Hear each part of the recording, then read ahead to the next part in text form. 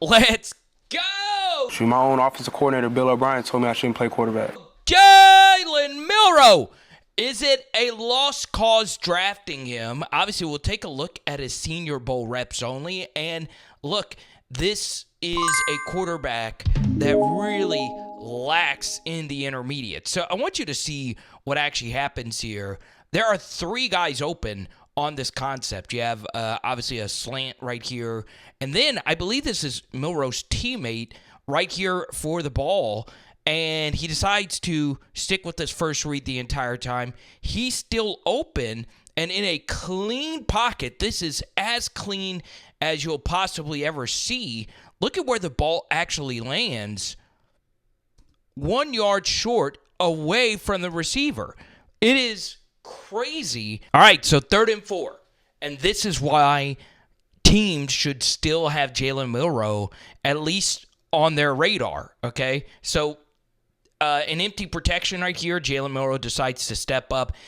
His offensive line didn't really do him favors a little bit later in this film session, but they give him a wide open rush lane right here, and Jalen Milroe takes it for a nice first down. It's a good job right here by the receiver to not commit a blindside block penalty, and there you go. All right, so 2nd and 9, and in the NFL, you still have to be able to throw quick, snappy throws from the pocket, okay? So clear single high coverage, and you have an in-breaker here that draws this defender, so the second slant is where you should go. So this is a really good job by Milroe reading this. It just takes forever and a day for this ball to come out. It should be out.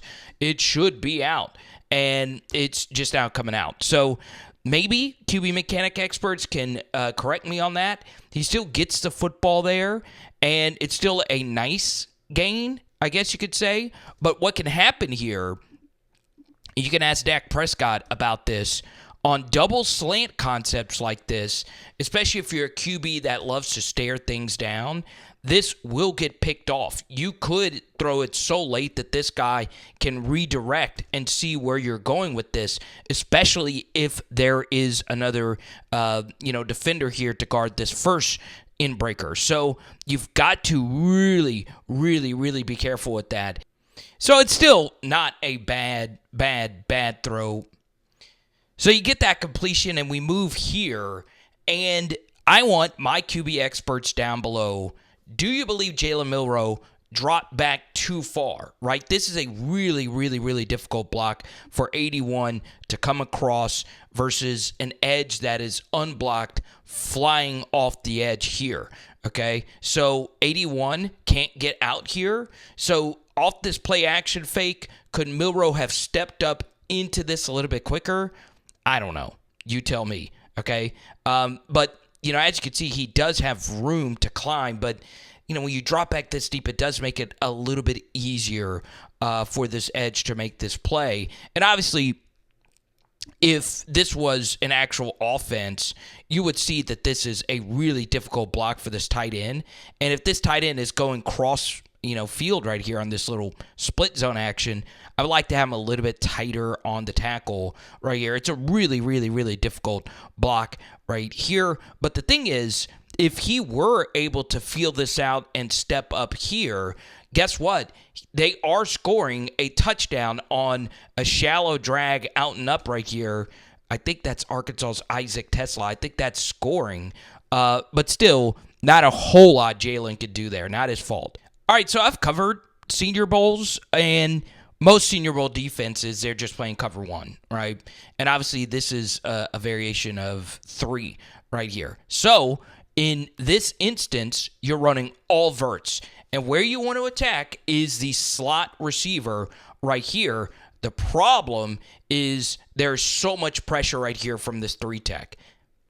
I think in this spot, Milroe could have stepped up here and tucked and ran, or could have hit this check down and played a little bit quicker. I think in this spot, I need you to go and not take this sack. Also, in this situation, 8-8 game with 9:28 left to go in this third quarter, I understand it's one of those things where it's just an all-star game, whatever. But we do not want to get out of field goal range here. A field goal in a lower scoring game is a lot of points. So if you could climb right here, help your guard, and once again, it's a bad rep from the guard, you step up, you're hitting this, right? Or you're running and picking up this first down, okay? So it's tough, obviously, but there you go. A bad sack to knock yourself basically out of field goal range. Okay, so we move ahead. Once again, you see 8-8. The field goal was missed. That's why it's such a bad sack. So you get to this 3rd and 9. Once again, if you're a camera guy or whatever, please don't shoot the game this tight. We want to see the routes develop, okay? So we really can't see anything.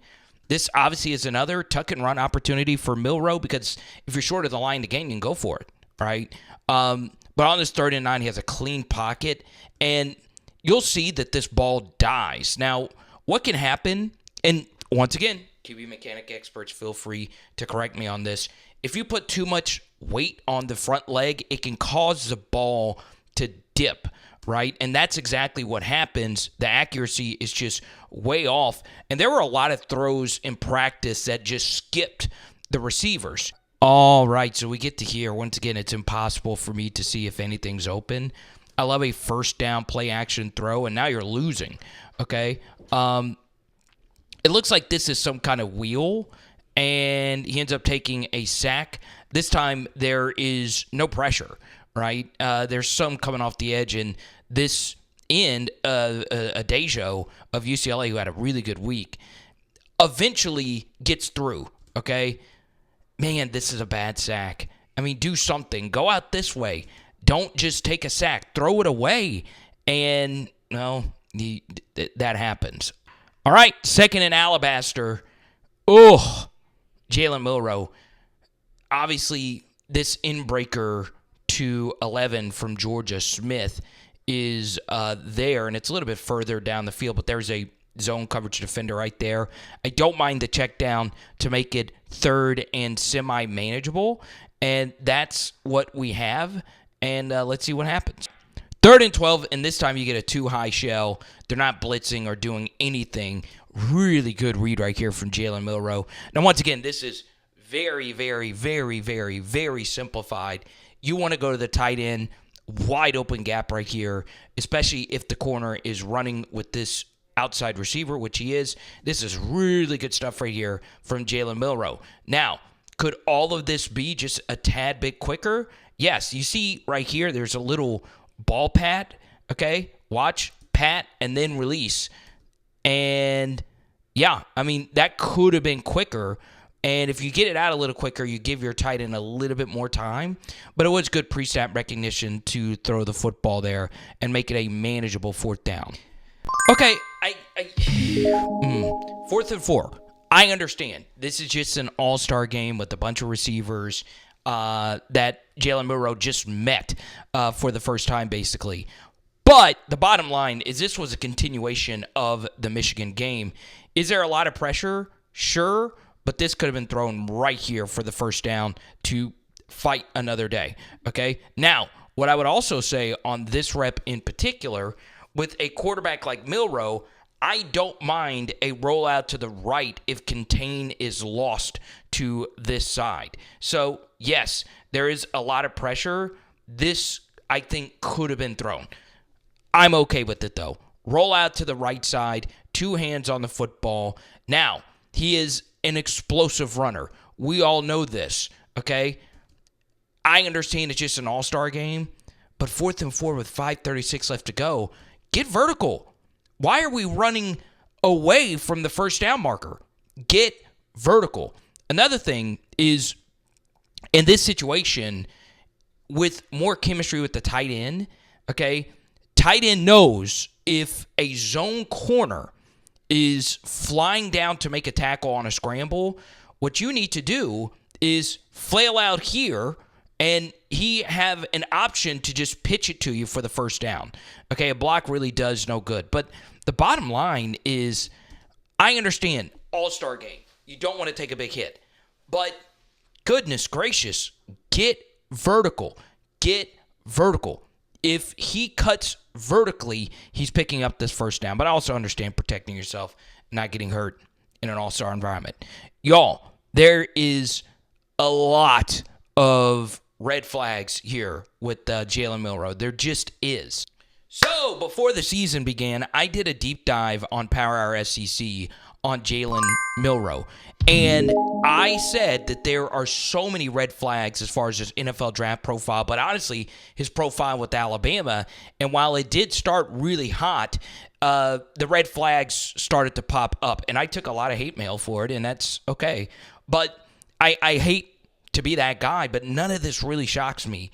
And I understand, just an all-star game, a bunch of receivers that he's not used to working with. But this was a continuation from what we saw during practices, and also a continuation with how the end of the year season went for Alabama. The Oklahoma game was this bad. The Michigan game was this bad. Now, some are bringing up switching positions for Jalen Milroe. That can always be an option for him, but I think that would be dumb at this point. Let's see if he actually can click at the next level at quarterback. It just depends what round you're going to draft him. So let me know if you would draft him or if teams should just stay away, okay? Floating in your face right now, some other fun videos. It is Power Hour, SEC, NFL, boom! And tonight we are doing grilled chicken.